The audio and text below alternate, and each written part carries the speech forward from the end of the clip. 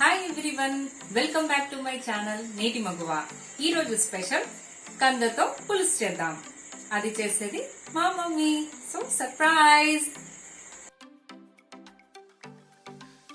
మిర్చి, తాలింపు గింజలు, కరివేపాకు, ఉల్లిపాయలు, పచ్చిమిర్చి, కారం, పసుపు, సాల్ట్, చింతపండు రసం, కంద ముక్కలు వేసి కలిపి ఉంచాలి.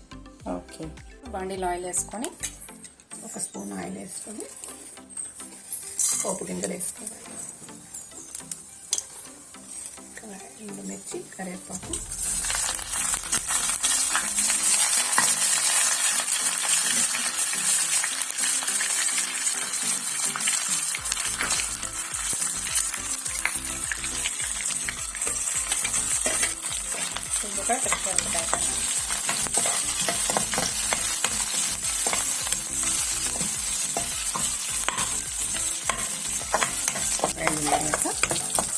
కంద ముక్కలు వేసుకోవాలి.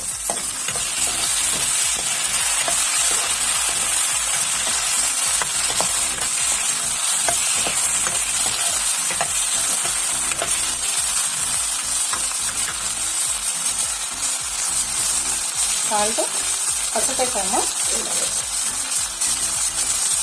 పసుపు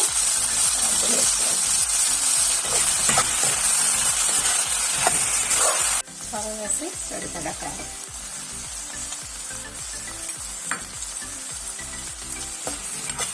కొంచెం అవిసె గింజలు. ఎందుకమ్మా అవిసె గింజలు? టేస్ట్ వస్తుంది. ఓకే, పొడి కూడా వేసుకోవచ్చా? పొడి చేసే వేసుకోవాలి. Okay okay. ఏ పులుసుల్లో వేసుకున్నా, పప్పుచారులో వేసుకున్నా చాలా టేస్ట్ వస్తుంది. ఓకే,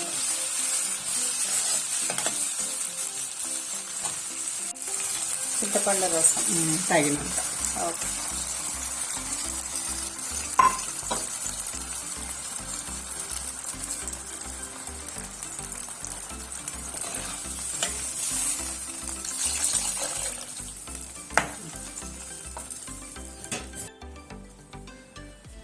కొంచెం బెల్లం.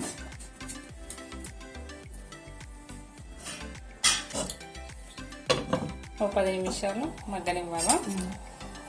తొందరగా ఉడుకుతుందా లేకపోతే కుక్కర్లో చేసుకోవాలా? అట్లా అక్కర్లేదు, కంద త్వరగానే ఉడుకుద్ది. అయిపోయింది. ఇలా అంటే ముక్క కలిగింది కదా, సరిపోతుంది. ఉప్పు కారం టేస్ట్ చేసుకొని సరిపడా వేసుకొని తీసేయటం. అయిపోయింది. బౌల్లోకి సర్వ్ చేసుకుందామా?